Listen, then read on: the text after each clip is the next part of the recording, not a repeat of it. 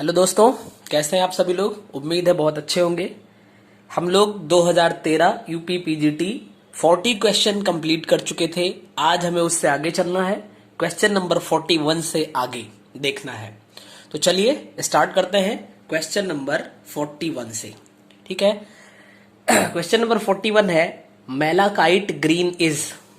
तो malachite green क्या है? क्वेश्चन नंबर 41 पूछा है, मेलाकाइट ग्रीन क्या है? Malachite green. तो मेलाकाइट ग्रीन जो है ये एक ट्राइफेनिल मेथेन डाई होता है। क्या? ट्राइफेनिल मीथेन डाई क्या है? मेलाकाइट एक ट्राइफेनिल मेथेन डाई है। इसको अदर नेम से भी हम जानते हैं। इसका जो अदर नेम है वो क्या है? Aniline green. एनिलीन ग्रीन इसका नाम है। इसका नाम है डायमंड ग्रीन बी, और इसका नाम है विक्टोरिया ग्रीन बी। यानी इसके जो अदर नेम है aniline green, diamond green B और विक्टोरिया ग्रीन बी है। इसका जो यूज किया जाता है, यानी कि इसका जो यूज है ये एज अ डाई। ठीक है, एज अ डाई। यहीं पे हम लोगों ने देख लिया कि ये एज अ डाई, लेकिन यहां पे थोड़ा सा डिस्क्रिप्शन होगा। As a dye for fabrics, leather and paper. यानी पेपर, फैब्रिक्स और लेदर में as a dye malachite green का यूज किया जाता है। ठीक है, तो इसमें देखिए कौन सा ऑप्शन सही है आपका। बी ऑप्शन में है ट्राइफेनिल मेथेन डाई। ठीक है, यानी कि मेलाकाइट ग्रीन को बोला गया है कि ये ट्राइफेनिल मेथेन डाई है। तो ऑप्शन बी आपका सही हो जाएगा। नेक्स्ट क्वेश्चन पे चलते हैं, क्वेश्चन नंबर 42। देखिए क्या है। If 2 moles of an ideal gas expands isothermally and reversibly at 25 degrees Celsius from its initial volume of 2.24 liter to 22.4 liter, the maximum work done by the gas will be। R की value given है 1.98 calorie. तो देखिए यहां पे आपको given है number of mole जो है ये 2 गिवन है, यानी कि 2 मोल गिवन है। टेम्परेचर आपको दे दिया गया 25 डिग्री सेल्सियस। इसको अगर हम केल्विन स्केल में लिखें तो हम क्या लिख सकते हैं? 273 इसमें ऐड कर देंगे तो 298 केल्विन टेम्परेचर हो जाएगा। उसके बाद इसका जो इनिशियल वॉल्यूम है दैट इज 2.24 लीटर।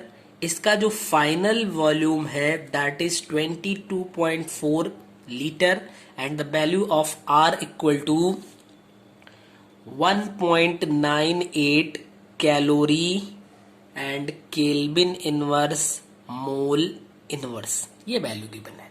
ठीक है, we have to find out the maximum work. ठीक है, यानी कि W मैक्स की वैल्यू हमें फाइंड करनी है। तो हमें मालूम है W is equal to -2.303 nRT log V2 upon V1, या इसको आप BF यानी final volume upon initial volume भी कर सकते हैं। तो चलिए -2.303 N की वैल्यू यहां पे सब्स्टिट्यूट कर दीजिए, 2 मोल हो जाएगा।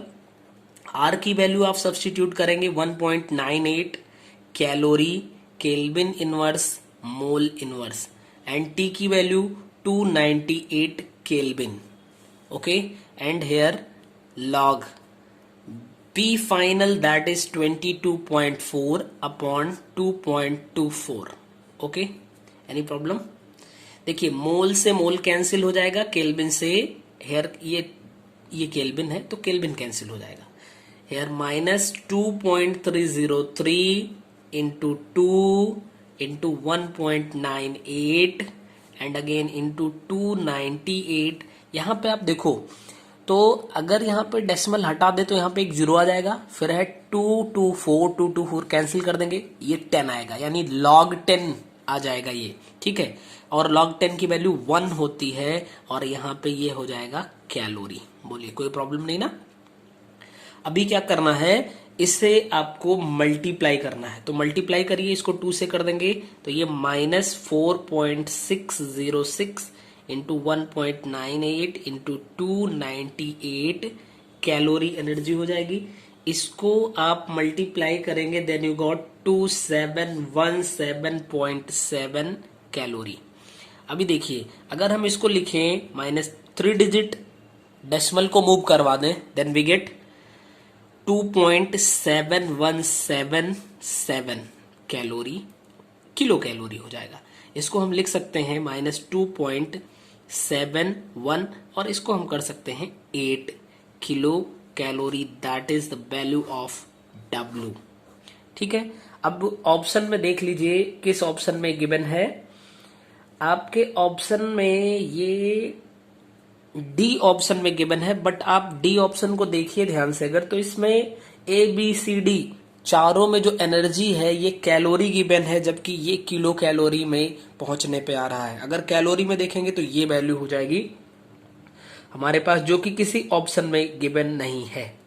ये वैल्यू किसी ऑप्शन में नहीं गिवन है, इसलिए अगर डी पे हम चलेंगे तो किलो कैलोरी में आंसर होना चाहिए।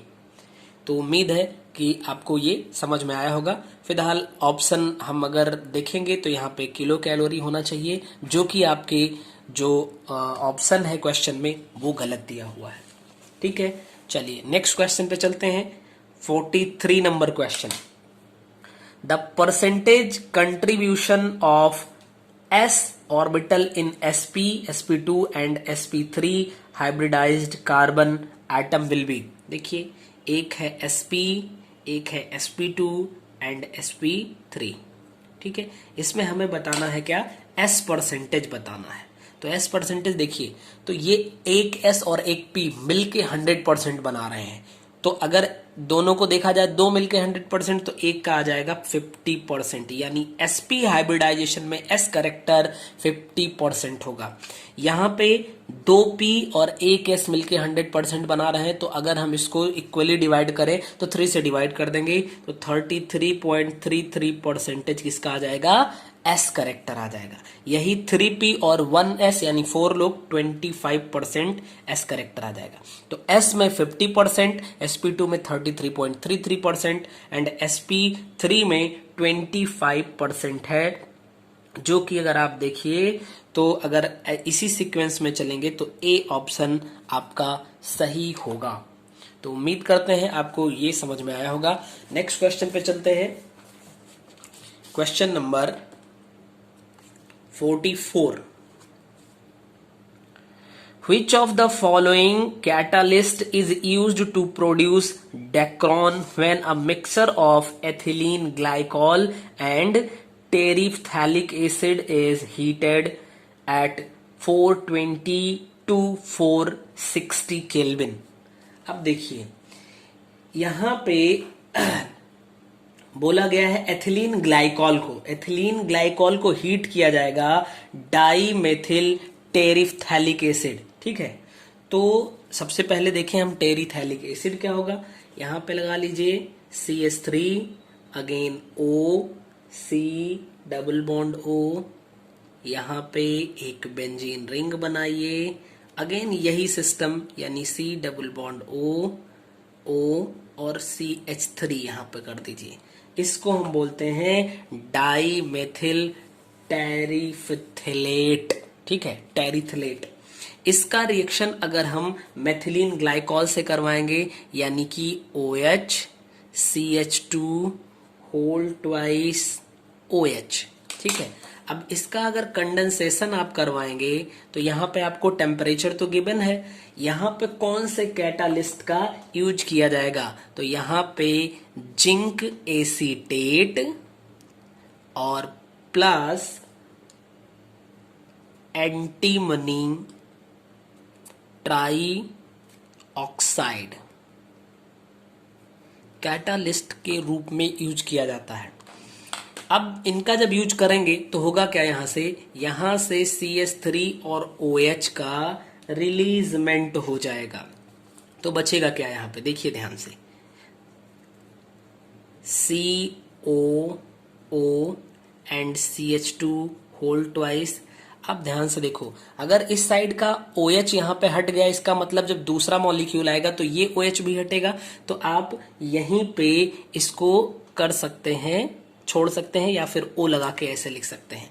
इधर बढ़ेंगे तो C डबल बॉन्ड O मिल जाएगा, और अगेन यहाँ पे CH3 हटने वाला है यानी O बचेगा। तो आप इसी को कर लीजिए, N मॉलिक्यूल अगर इसके भी ले लिए जाए और इसके भी ले लिए जाए तो यहाँ पे N मॉलिक्यूल कनेक्ट हो जाएंगे, कंडेंसेशन के बाद ऐड हो जाएंगे और फॉर्मेशन करेंगे डेक्रोन का। इसी को हम बोलते हैं टेरिलीन। ठीक है, इसी को बोलते हैं टेरिलीन। और यहां से देखिए N मॉलिक्यूल ऑफ CH3OH का रिलीजमेंट हो जा रहा है। तो आपको एज अ कैटालिस्ट क्या यूज किया जा रहा है, जिंक एसीटेट और एंटीमनी ट्राइऑक्साइड डेक्रोन का फॉर्मेशन हो रहा है। किससे, यहां पे देखिए इसका नाम है डाईमेथिल टेरिफ्थैलिक यानी थैलेट, और ये है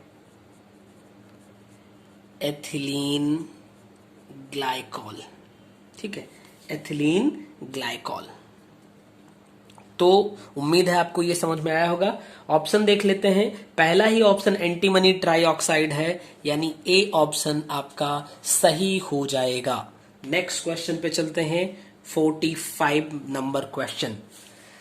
45 नंबर क्वेश्चन है, aspirin and paracetamol belongs to. क्या है एस्पिरिन? आपको पता है कि एस्पिरिन और पैरासीटामोल ये दोनों ही एक क्या है, मेडिसिन है। तो अगर एस्पिरिन की बात करें तो इसको हम बोलते हैं एसिटिल सैलिसिलिक एसिड। क्या बोलेंगे इसको, एसिटिल सैलिसिलिक एसिड। तो एस्पिरिन को एसिटिल सैलिसिलिक एसिड भी बोला जाता है। अगर हम पूछें कि ये किस ग्रुप से बिलोंग करता है तो ये non steroid and anti inflammatory drug की कैटेगरी में आता है। क्या, non steroid and anti inflammatory drug. अगर इसको शॉर्ट फॉर्म में लिखे तो NSAID, शॉर्ट फॉर्म में NSAID ग्रुप भी बोला जाता है। ठीक है, इसका अगर यूज की बात करें कि इसका यूज किस में होता है, तो सबसे पहले इसका यूज यानी it is used to reduce pain, fever, inflammation, blood clotting etc। यानी कि पेन को रिड्यूस करने में, फीवर को रिड्यूस करने में, इन्फ्लामेशन और ब्लड क्लॉटिंग को रिड्यूस करने में एस्पिरिन का यूज किया जाता है। अब बात आती है पैरासीटामोल की। ठीक है, पैरासीटामोल। तो पैरासीटामोल किस ग्रुप से, अगर इसके ग्रुप की बात करी जाए तो ये हो जाएगा एनाल्जेसिक ग्रुप, या फिर इसको हम पेन किलर भी बोलते हैं। तो ये एक पेन किलर या एनाल्जेसिक होता है। इसको हम एसिटामिनोफिन भी बोलते हैं। पैरासीटामोल को एसिटामिनोफिन भी बोलते हैं। इसका भी अगर यूज की बात करिए तो ये पेन एंड फीवर को रिड्यूस करता है। ठीक है, और अगर हम एस्पिरिन और पैरासीटामोल दोनों की बात करेंगे तो ये दोनों के दोनों हम कह सकते हैं कि ये नॉन नारकोटिक ग्रुप में आएंगे। ठीक है, नॉन नारकोटिक ग्रुप में एस्पिरिन और पैरासीटामॉल दोनों आएंगे। इसका मतलब आपका बी ऑप्शन बिल्कुल सही होगा। नेक्स्ट क्वेश्चन पे चलते हैं। Question 46, question number 46। What is the approximate equilibrium concentration of the open chain form of D-glucose in an aqueous solution? ये क्वेश्चन 2016 में भी आया हुआ है और इसको हम लोग कर चुके हैं कि ओपन चैन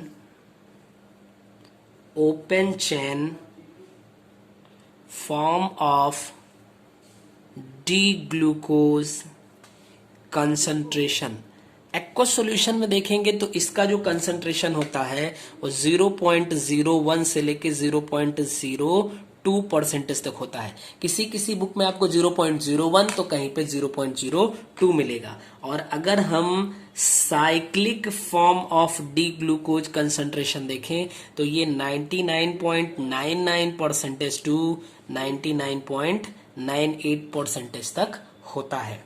ठीक है, चलिए नेक्स्ट क्वेश्चन पे चलते हैं। Question number 47th number question देखिए। Which of the following rule is applicable in obtaining more stable alkene from dehydrohalogenation of alkyl halide with KOH? तो अगर हम एल्किल हैलाइड का देखिए, अगर हम कोई एल्किल हैलाइड ले लेते हैं, जैसे मान लीजिए हमने ले लिया CH3 CH CH2 and CH3 and here Br, ये एल्किल हैलाइड है। अब अगर हम इसको अल्कोहलिक KOH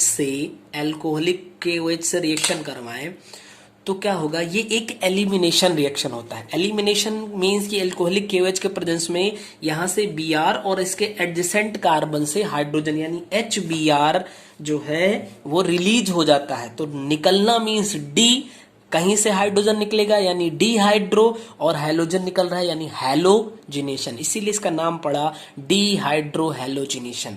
तो अब यहां से दो पॉसिबिलिटी है। पॉसिबिलिटी नंबर 1 कि हो सकता है कि H यहां से हटे, तो अगर H यहां से हटेगा तो CH2 double bond CH single bond CH2 CH3 का फॉर्मेशन होगा यानी ब्यूटीन 1। हो सकता है H यहां से एडजेसेंट से ही निकलना है, तो 2 पॉसिबिलिटीज हैं, तो CH double bond CH single bond CH3। अब ये 2 पॉसिबिलिटीज हैं, यानी कि अगर हम एल्किल हैलाइड का डिहाइड्रो हैलोजिनेशन करवाएंगे अल्कोहलिक KOH के प्रेजेंस में तो हमें एल्कीन फॉर्मेशन होगा, यानी एल्कीन हमें मिल जाएगा। अब ये किस रूल के अकॉर्डिंग क्या होता है, तो देखिए यहां पे 20% इसका और 80% इसका, यानी ब्यूटीन 1 20%, ब्यूटीन 2 80% फॉर्म होता है अकॉर्डिंग टू सेटजेफ रूल। ठीक है, सेटजेफ रूल। सेटजेफ रूल क्या कहता है? सेटजेफ रूल कहता है कि मोर सब्स्टिट्यूटेड एल्कीन जो होगा वो सबसे ज्यादा स्टेबल होता है और वही as a major product form होता है, और दूसरा वाला तो माइनर हो जाएगा। तो अगर हम इसको लिखना चाहें तो क्या लिख सकते हैं, अकॉर्डिंग टू, ये ऑप्शन ए भी है और यही सही भी है, इत्तेफाक है। ठीक है, लेकिन हम चारों ऑप्शन पे बात करेंगे। तो सेटजेफ रूल क्या कहता है, if the dehydrohalogenation of an alkyl halide can yield more than one alkene, then according to Setzef rule, the main product is the most highly substituted alkene। तो जो सबसे ज्यादा सब्स्टिट्यूटेड होता है, सब्स्टिट्यूटेड मतलब डबल बॉन्ड जो है, इधर देखिए एक CH3 एक CH3 और यहाँ पे केवल एक ही सब्स्टिट्यूशन हुआ है एक हाइड्रोजन का, तो इसीलिए ये ज्यादा सब्स्टिट्यूटेड हुआ, ये मेजर प्रोडक्ट हो जाएगा। और वैसे भी अगर इन दोनों में आप बात करें तो अगर हाइपर कॉन्जुगेशन को हम देखें तो हाइपर कॉन्जुगेशन क्या करता है, स्टेबिलिटी, एल्कीन की स्टेबिलिटी को डिसाइड करता है। ठीक है, तो यहां पे total number of alpha hydrogen 336 हैं और यहां पे कितने हैं, यहां पे अल्फा हाइड्रोजन केवल 2 हैं, तो कहां 6 कहां 2, सबसे ज्यादा स्टेबल यही हो जाएगा। ठीक है, तो यानी कि आप यहां पे अल्फा हाइड्रोजन के बेस पे भी स्टेबिलिटी बता सकते हैं। ऑप्शन बी पे चलेंगे। ऑप्शन बी क्या है, हॉफमैन्स रूल। ठीक है, हाफमैन रूल क्या है, हाफमैन रूल भी इसी से रिलेटेड है कुछ। ठीक है, क्या है, जैसे मान लीजिए कि हम एक अमीन ले लेते हैं। ठीक है, क्या ले लिए हम, एक अमीन, यहां पे हमने NH2 कर लिया और इसको हम CH3I मेथिल आयोडाइड के एक्सेस में हम इसको क्या कर देते हैं, रिएक्शन करवा देते हैं, तो यहां पे ये सब्स्टिट्यूशन हो जाएगा, सब्स्टिट्यूटेड प्रोडक्ट मिल जाएगा। ठीक है, यहां पे N हुआ, CH3 CH3 CH3 और यहां पे प्लस चार्ज आ जाएगा क्योंकि वैलेंसी नाइट्रोजन की 3 ही होती है, यहां पे 4 सब्स्टिट्यूशन हो गया। अब इसका अगर हम Ag2O के प्रेजेंस में हीट कर दें तो क्या हो सकता है, पहली बात तो ये तीनों के तीनों यहां से हट जाएंगे। ठीक है, बचेगा क्या,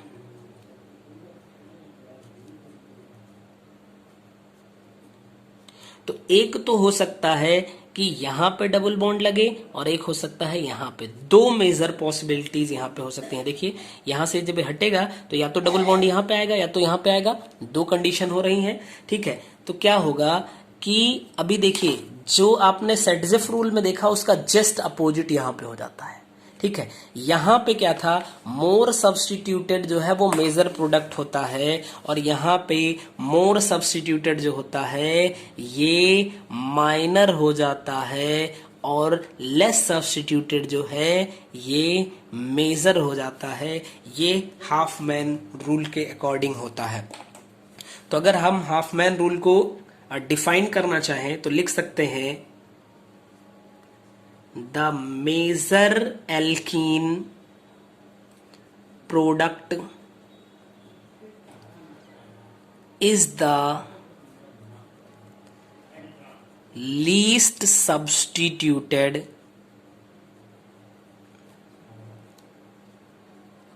and least stable product when it comes to asymmetrical amine। Okay, चलिए सी ऑप्शन पे चलते हैं, ये बी ऑप्शन हो गया। ए ऑप्शन पे सेटजेफ रूल, बी पे Hofmann rule and C option पे चलेंगे तो C option is what is Poff rule,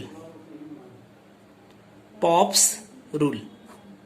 तो ये क्या है भैया, पॉफ रूल कह रहा है अगर कोई कीटोनिक ग्रुप है, जैसे मान लीजिए हमने ले लिया CH3 C double bond O CH2 and CH3, अगर हम इसका HNO3 यानी कि ऑक्सीडेशन करवा दें, HNO3 ऑक्सीडाइजेशन का, ऑक्सीडाइजिंग रेजेंट का काम करता है, तो ऑक्सीडेशन करवाएंगे तो क्या होगा कि इसका ऑक्सीडेशन होगा तो एक मिलेगा CH3 CH2 COOH और एक मिलेगा HCOOH। इसका नाम है प्रोपेनोइक एसिड और इसका नाम है मेथेनोइक एसिड। ठीक है, तो आप देखिए एक है प्रोपेनोइक एसिड, एक है methanoic acid.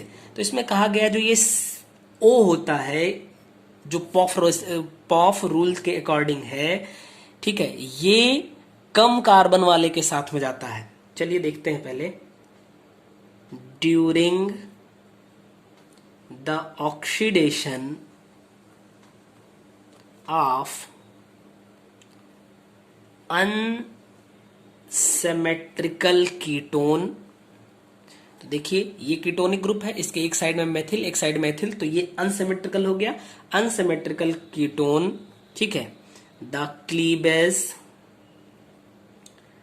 Of the CCO, ये CO और C जो बॉन्ड है, इसका क्लीवेज बॉन्ड जो होता है वो कैसे टूटता है, इज सच दैट, इस तरीके से टूटता है कि जो कीटो ग्रुप है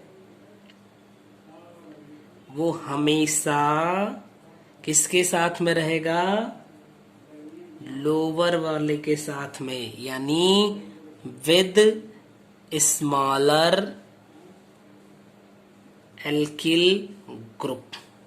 ठीक है, यहां पे देखिए एक ये एथिल है एक मेथिल, तो स्मॉलर कौन सा होगा, मेथिल वाला, तो स्मॉलर एल्किल ग्रुप के साथ में जाता है। ये है पॉफ रूल। नेक्स्ट ऑप्शन पे चलेंगे, तो नेक्स्ट ऑप्शन क्या है, मार्कोनी-कॉफ रूल, यानी कि option D is Markovnikov's rule. Markovnikov rule आपको पता है ये किससे रिलेटेड है, ये एल्कीन के एडिशन से रिलेटेड है। वहां पे तो क्या था, एक ऑक्सीडेशन से रिलेटेड हो गया और बाकी दो एलिमिनेशन से रिलेटेड थे। ये एडिशन रिएक्शन से रिलेटेड है। इसमें क्या होता है कि अगर कोई अनसिमेट्रिकल एल्कीन है, ठीक है, अनसिमेट्रिकल एल्कीन है और उस पर हम मान लीजिए कि HI का एडिशन करवाते हैं, तो इसका जो पॉजिटिव पार्ट है वो उस कार्बन से जाके कनेक्ट होगा जहां पे नंबर ऑफ हाइड्रोजन ज्यादा है, और निगेटिव पार्ट वहां पे जाएगा जहां पे नंबर ऑफ हाइड्रोजन कम है। यही मार्कोनी-कॉफ रूल होता है। ठीक है, चलिए, तो आई होप कि ये आपको समझ में आया होगा। तो इसका सही आंसर तो मैं पहले ही बता चुका हूं, सेटजेफ रूल के अकॉर्डिंग प्रोडक्ट फॉर्म होगा। नेक्स्ट क्वेश्चन पे चलते हैं, 48 नंबर क्वेश्चन। आपको बताना है the structural formula of hypophosphorous acid is, hypophosphorous acid, hypophosphorous acid का स्ट्रक्चरल फार्मूला। तो ये पहले तो आपको पता होना चाहिए कि इसका फार्मूला क्या होता है। H3PO2 को हाइपोफॉस्फोरस एसिड बोलेंगे। P की बैलेंसी होती है 5, देखिए 3 to 5 हो गया, यहाँ पे एक और रख दीजिए, एक और रख दीजिए, एक H और यहाँ पे H कर दीजिए, सबकी बैलेंसी हो गई, स्ट्रक्चर भी मिल गया, और ये आपका ऑप्शन ए ही सही हो जाएगा। ठीक है, नेक्स्ट क्वेश्चन पे चलते हैं, 49th number question. If Zn gives out Zn2 plus 2 electron and E plus Zn2 plus gives out इतना, calculate for a Zn electron in which Zn2 plus 0.025 m। तो आप समझिए यहाँ पे लिखा हुआ है कि Zn अगर 2 इलेक्ट्रॉन को रिलीज करके Zn2 प्लस में कन्वर्ट होता है, तो इसके लिए जो इलेक्ट्रोड पोटेंशियल होगा दैट इज 0.763 है। ठीक, कोई प्रॉब्लम नहीं। तो यहाँ पे अगर n की बात करें तो नंबर ऑफ इलेक्ट्रॉन यहाँ पे कितने हो जाएंगे, 2 हो जाएंगे। यहाँ पे अगर Zn2 प्लस की मोलरिटी की बात करें तो ये है 0.025, यानी 25 इंटू 10⁻³ m हम इसको लिख सकते हैं। बताइए, कोई दिक्कत नहीं ना। अब अगर हम यहां से देखें तो हमें इलेक्ट्रोड बताना है Zn का, तो इलेक्ट्रोड पोटेंशियल होगा वो इसका standard electrode potential minus 0.0591 upon number of यहाँ पे कितने इलेक्ट्रॉन रिलीज हुए या गेन हुए हैं, और इनटू लॉग यहाँ पे हम कर सकते हैं Zn2 प्लस का concentration. This is given 0.763 minus 0.0591 upon n की वैल्यू तो 2 हो जाएगी। यहाँ पे हो जाएगा log 25 इंटू 10⁻⁻3। बताइए, कोई दिक्कत नहीं ना। अभी हम इसको लिख सकते हैं 0.763 माइनस 0.0591 अपॉन 2। यहाँ पे हम लिख सकते हैं, जरा ध्यान से समझिएगा, एक बार इसको एक बार इसको, इसका मतलब हो गया 5 की पावर 2 यानी 2 log 5, और इसको हम लिख सकते हैं log 10 की पावर -3 यानी -3 आगे आ जाएगा log 10। ठीक है, समझ में आ गया होगा। 0.763 माइनस 0.0591 अपॉन 2, अगर log 5 की वैल्यू अगर आप देखेंगे तो कितनी हो जाती है 0.699 और इंटू 3 log 10 की वैल्यू 1 हो जाएगी। 0.763 माइनस 0.0591 अपॉन 2, इसको मल्टीप्लाई करेंगे तो देखिए आपका कितना आ जाएगा, ये nearly 6 to 12 and 1 13 point something आएगा, जिसको हम 1.4 लिख सकते हैं near about, and -3 okay hair -3 again 0.763 minus 0.0591 upon 2, here we get minus 1.6, यहां से कैंसिल कर देंगे तो कितना आ जाएगा 0.763 माइनस माइनस प्लस हो जाएगा 0.0591 इंटू 0.8 आ जाएगा यहाँ पे 0.763 और प्लस इससे अगर हम मल्टीप्लाई कर देंगे तो 8 2 एंड 4 7 0 पॉइंट ये बन जाएगा। इस सब को अगर आप ऐड कर लीजिए देन यू गॉट, इसको ऐड करेंगे तो आपका आ जाएगा 0.810 इलेक्ट्रॉन वोल्ट। ठीक है, यही आपका नियरली आंसर पहुंच जाएगा। ये देखिए ये आपका सी ऑप्शन में गिवन है। तो उम्मीद करते हैं आपको ये मैंने पूरा डिटेल में बताया है, कहीं भी शॉर्ट नहीं किया है, तो अच्छे समझ में आया होगा। नेक्स्ट क्वेश्चन पे चलते हैं, क्वेश्चन नंबर 50। क्वेश्चन नंबर 50 है एंटीबायोटिक्स यूज्ड टू किल और इनहिबिट द ग्राम पॉजिटिव और gram negative bacteria is known as. तो इसको हम बोलते हैं ब्रॉड स्पेक्ट्रम एंटीबायोटिक्स। ये सिंपल सी बात है, क्या ब्रॉड स्पेक्ट्रम एंटीबायोटिक्स। सिंपल सी बात है का मेरा मतलब ये है कि ये फैक्ट बेस्ड चीजें हैं और इनको आपको थोड़ा सा याद ही रखना होगा। तो हम क्या कह सकते हैं, ब्रॉड स्पेक्ट्रम एंटीबायोटिक्स क्या होता है, तो antibiotics used against gram positive and gram negative bacteria. तो ग्राम पॉजिटिव और ग्राम निगेटिव बैक्टीरिया के अगेंस्ट में जो एंटीबायोटिक्स यूज्ड होता है उसको हम ब्रॉड स्पेक्ट्रम एंटीबायोटिक्स बोलते हैं। तो ये आपका कौन सा ऑप्शन सही हो जाएगा, ऑप्शन बी सही हो जाएगा। तो आज हम लोगों ने क्वेश्चन नंबर 41 से क्वेश्चन नंबर 50 तक कंप्लीट किया। अब इससे आगे हम लोग नेक्स्ट वीडियो में कवर करेंगे। तब तक आप सभी लोग स्वस्थ रहिए और अच्छे से पढ़ाई करते रहिए। और अगर आप चैनल पे नए हैं तो चैनल को जरूर सब्सक्राइब कर लीजिए, क्योंकि हम लोग 2016 का प्रीवियस ईयर जो है वो कंप्लीट कर चुके हैं। ये आपका 2013 चल रहा है और इसके बाद 11 फिर 10, यानी जहां तक मैक्सिमम हम लोग कवर कर पाएंगे हम कवर करेंगे। और साथ ही साथ ये भी जानिए कि जितना आप जो कुछ भी पढ़ रहे होंगे खुद से वो तो बहुत अच्छी बात है, प्रीवियस ईयर सॉल्व करके जाना भी आपके लिए काफी हेल्पफुल होगा, क्योंकि ऐसा माना जाता है कि यूपीपीजीटी और टीजीटी में काफी क्वेश्चन रिपीटेड होते हैं, यानी रिपीट हो जाते हैं। और बहुत सारे क्वेश्चन मैक्सिमम आप ये मान के चलिए, क्योंकि एक सिलेबस बनाया है यूपीपीजीटी ने, तो उस सिलेबस के बाहर कम ही चीजें पूछी जाती हैं। तो सिलेबस अगर आप कवर करके जाते हैं और प्रीवियस ईयर को देख के जाते हैं तो उससे थोड़ा सा क्लियरिटी होती है कि किस टाइप के क्वेश्चन पूछे जाते हैं। ठीक है, तो आप इसको भी देखिए और अपनी साथ में पढ़ाई भी करते रहिए। मिलते हैं नेक्स्ट वीडियो में। Thank you.